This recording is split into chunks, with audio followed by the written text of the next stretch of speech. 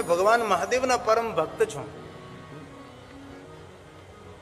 તેથી આપની પાસે અમે ભાવ પ્રગટ કરીએ છીએ. શિવ પ્રાપ્તિ ભવે, ભગવાન શિવ અમને કઈ રીતે મળી શકે, મહાદેવ સુધી અમે કઈ રીતે પહોંચી શકીએ, આવો સુંદર ભાવ પ્રગટ કર્યો છે. હવે કથા શરૂ થાય છે, કથાનો પ્રારંભ થાય છે. એમાંનો એક શ્લોક મેં આજ શોધી કાઢ્યો છે. એ કથા કોને સાંભળવા પ્રાપ્ત થાય, કથા કોને મળે. આપણે ભલે 3 કલાક બેસી ગયા, હરિદ્વાર પહોંચી ગયા, ગંગા કિનારે પહોંચી ગયા, પણ એના માટે એક સુંદર સંશોધન છે. हे मुने, जिस बुद्धिमान मनुष्य को पूर्व जन्म में बड़े बड़े पुण्य किए हैं, उस महाभाग्यवान व्यक्ति को भगवान महादेव की कथा सुनने का अवसर मिलता है. उनको ही कथा में प्रीति मिलती है, पुराण में उसको प्रेम मिलता है. कितनी सुंदर है. जन्मांतरे भवेत पुण्यम, एक जन्म नहीं, जन्म जन्मांतर के जिनके पुण्य है उनको कथा के अंदर प्रीति रहती है. कथा में सुनने का एक भाव प्रकट रहता है. पुराने प्रीति, सबको कथा सुनने में प्रेम नहीं होता, बहुत कम लोग होते हैं. स्पष्ट भगवान व्यास जी ने कह दिया, कथा सुनने में सबको प्रीति नहीं होती. जिस बुद्धिमान ने पूर्व जन्म में ऐसा कहा है, बहुत सारा पुण्य कर्म किया है, बहुत बड़े बड़े पुण्य किए हैं, इस महाभाग्यशाली व्यक्ति को पुराण में और पुराण की कथा सुनने में प्रीति रहती है. सबको नहीं, जन्मांतरे भवेत् पुण्यम, एक जन्म नहीं, जन्मांतरे, बहुत जन्मों में जिन्हें बड़े बड़े पुण्य के, छोटे छोटे पुण्य नहीं, बड़े बड़े पुण्य जिन्होंने किया होगा उनको कथा में प्रीति, उसको श्रवण प्रीति ही. अगर सबको श्रवण में प्रीति नहीं मिलती, उसका चित्त, उसका मन भटकता रहता है, इधर उधर भटकता रहता है. बैठा है कथा में, उसका शरीर कथा में, लेकिन मन कथा में नहीं रहता, कभी नहीं. असंभव है. इसलिए हम सब 3 घंटे माता गंगा के तट पर बैठे हैं. उसका कोई रीजन है, उसका कोई पुण्य है.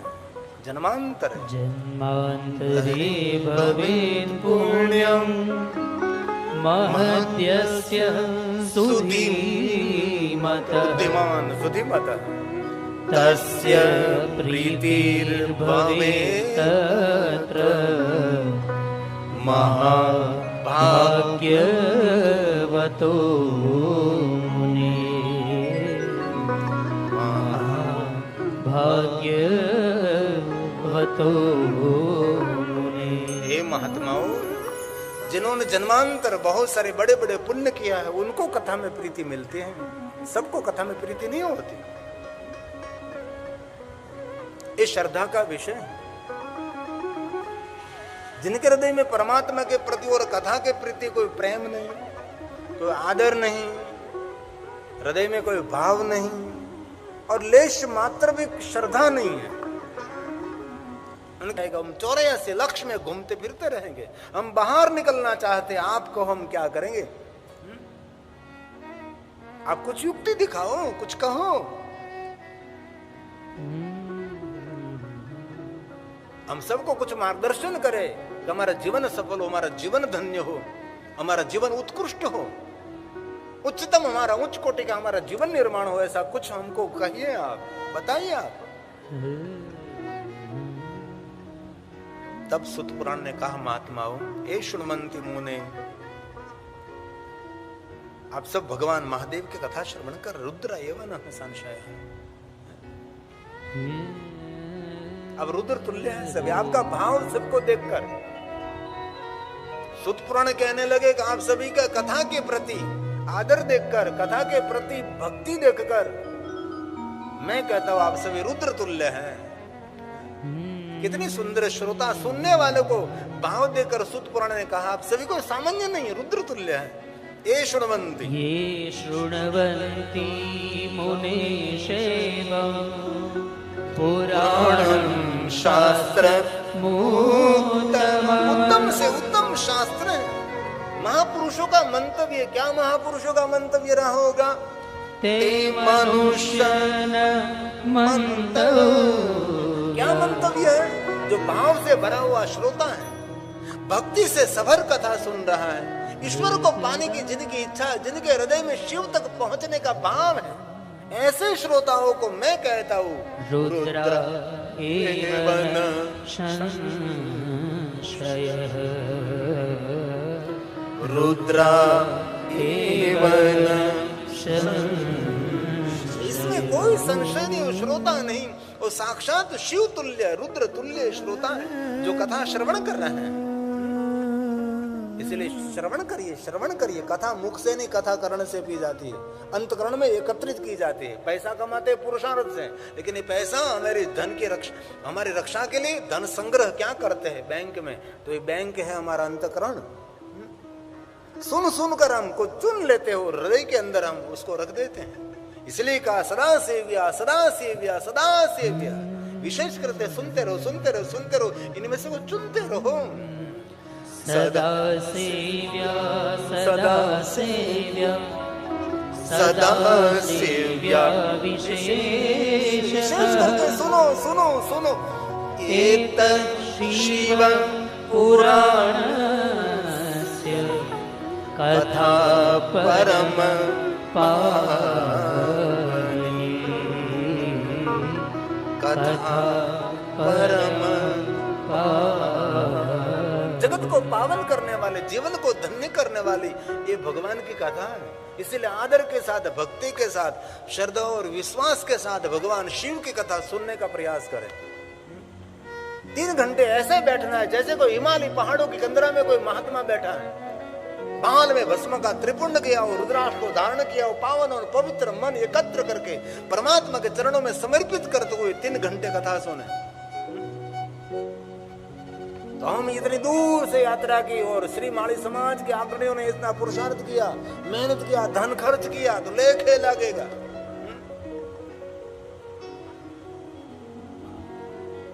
मौज करते करते हमारी आत्मा की खोज करना है, और आत्मा परमात्मा तक कैसे कोई मार्ग की खोज करना है ना, ये कथा है। इसलिए पुनः पुनः आप सब ये भाग्य की मैं सराहना करके शिव महापड़ ग्रंथ की वंदना करता हूँ। पहला दिन है आज। जिन ग्रंथ का श्रवण करना, जिन ग्रंथ का सेवन करना, जिन ग्रंथ को समझने का प्रयास करना है, 9 दिन के लिए उसकी पूजा अर्चन दर्शन करना है। इस ग्रंथ की बहुत सारी बातें श्रवण करके सुनने के बाद इसमें से कुछ ग्रहण करना और जीवन में उतारने के लिए कुछ प्रयास करना है।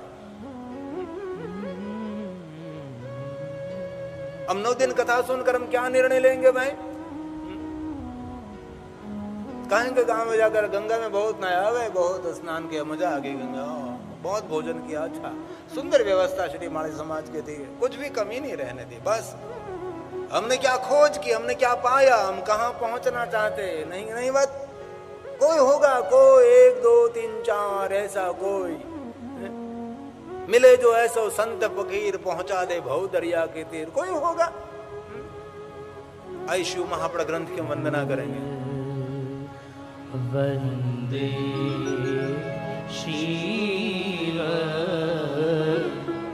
पुरा। मैं अकेला नहीं, हम सब मिलकर भगवान महादेव का वांग में स्वरूप शिव महापड़ भगवान को प्रणाम करेंगे, क्योंकि आज पहला दिन है। महात्मा ही तो हमने बताया, कथा का अर्क कहने के लिए प्रयास किया। इस ग्रंथ की वंदना करेंगे, हम भाव वंदना करेंगे, क्योंकि जिस ग्रंथ को 9 दिन हम पूजा करेंगे, इस ग्रंथ का आराधन करेंगे, उसकी परिक्रमा करेंगे, उसकी पूजा करेंगे।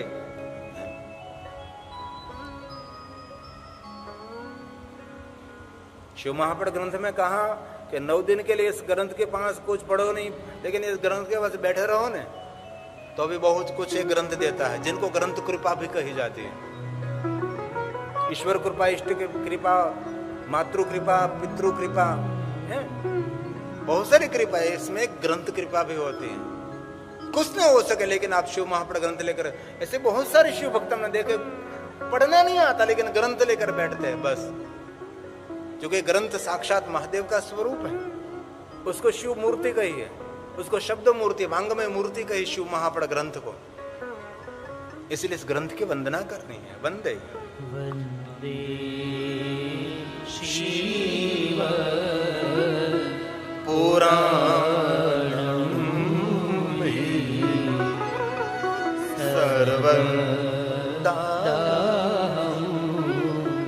प्रसन्नधि शिवः प्रसन्नता या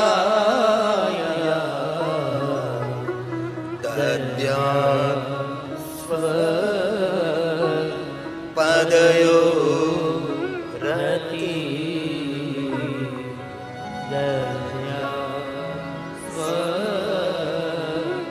पदयो रति। महादेव, आपके चरणों में मेरा प्रेम समर्पित करते हुए प्रसन्न बुद्धि से प्रसन्नता पूर्वक आपका वांगमय स्वरूप शिव महाप्रभु भगवान को मैं प्रणाम करता हूं। ऐसा सुंदर शिव महाप्रभु ग्रंथ के प्रति भावात्मक भक्ति को प्रकट किया। हम सब साथ में मिलकर इस ग्रंथ का श्रवण करेंगे, समझने का प्रयास करेंगे। और शिव महाप्रभु ग्रंथ के प्रारंभ में बहुत सारा महात्म्य गाया है, अंत महात्म्य। अब मैं जो धारूं तो 9 देश सिर्फ महात्म्य ही बताने में निकल सकता हूं, इतना महात्म्य है। लेकिन थोड़ा सा किंचित मात्र महात्म्य इतना बड़ा है। इस ग्रंथ का महात्म्य भी दिखाता रहो, ग्रंथ का महात्म्य दिखा रहा हूं। इसमें 9 दिन निकल जाता है। शिव महाप्रभु तो 9 दिन में नहीं 9 जन्मन में 9 जन्म में कभी पूरा नहीं होने वाला है। इतना गहन ग्रंथ शिव महापुराण है। इसलिए कहा तवे जीवनम धन्य। जो बैठे हैं, जो सुनते हैं, जो सुनाते हैं, उसका जीवन धन्य है। जो सुनाता है, जो सुनता है, उनका जन्म लेना सफल है। आपके मुखाकृति का भाव मैं यहां से देख नहीं सकता। कभी कभी सभी श्रोताओं को और कैमरे लगाते रहो जिससे कि मुझे पता लगे कैसे कथा सुन रहे हैं। क्योंकि यहाँ से मैं आपका चेहरा नहीं देख सकता, सीधी बात है ना, क्योंकि इतनी लाइट आंख में, इतने दूर बैठे हैं। तो टेलीविजन के माध्यम से मुझे पता लगता है कि आपके मुख पर मुस्कुराहट है, आप उबासी खा रहे हैं, आप नींद ले रहे हैं, आप प्रसन्नता से बैठे हैं। टेलीविजन से मुझे पता लगता है। इसीलिए तो ये किसी ने संशोधन किया होगा। और दोनों आपके सामने भी 2 टेलीविजन है, इसीलिए रखे आपको पता लगे कि आप पर कब कैमरा आ जाए और कब हम नींद कर रहे हैं पता नहीं। इसलिए आप सबका भाव में देखता हूं ना, क्योंकि श्रोताओं का भाव वक्ता देख नहीं पाता, तो वक्ता को पता नहीं लगता कि ये सुन रहे हैं, समझ रहे हैं, नहीं समझ रहे हैं। ऐसे ही हवा में ही सब कुछ करना पड़ता है ना। लेकिन कथा तो अस्तित्व सुनती है ना, कथा तो प्रकृति सुनती है। हम तो सुनकर भूल भी जाएंगे, लेकिन प्रकृति कभी नहीं भूलती। प्रकृति बहुत कुछ याद रखती है, सब कुछ रिकॉर्ड करती है। ये प्रकृति है ना, ये जो अस्तित्व, हम जो कुछ बोलते हैं, अरे बोलते वो तो याद रखते हैं, लेकिन जो विचार करते हैं वो भी प्रकृति में रिकॉर्ड होता है। अंदर की जो नाद, अंदर का आवाज, वो भी अस्तित्व ग्रहण करता है। इसीलिए आजकल के मोटिवेशन लोग कह रहे हैं ना, जो चाहिए वो सोचते रहो।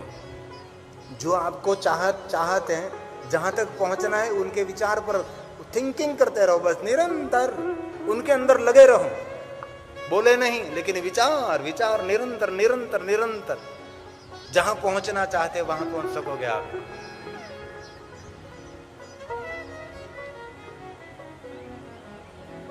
रामकृष्ण परमहंस ने तो प्रयोग करके बता दिया, जिनका चिंतन करते वही भाव उनमें प्रकट होने लगता था।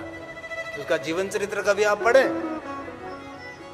स्वामी विवेकानंद के मार्गदर्शक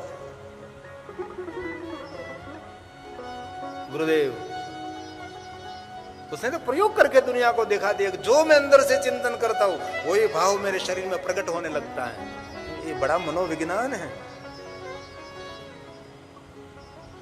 इसलिए कहा जो सुनता है, जो सुनाता है, दोनों के लिए कहा तवेव जीवनम धन्यम। दोनों के लिए कहा, मेरे एक के लिए नहीं, आपके लिए भी नहीं। जो सुनते, जो सुनाते हैं, उसका जीवन धन्य है। जो महादेव की कथा कहते हैं, जो महादेव की कथा सुनते हैं। तवेव जन्म सफलम, उसका जन्म भी सफल है। तवेव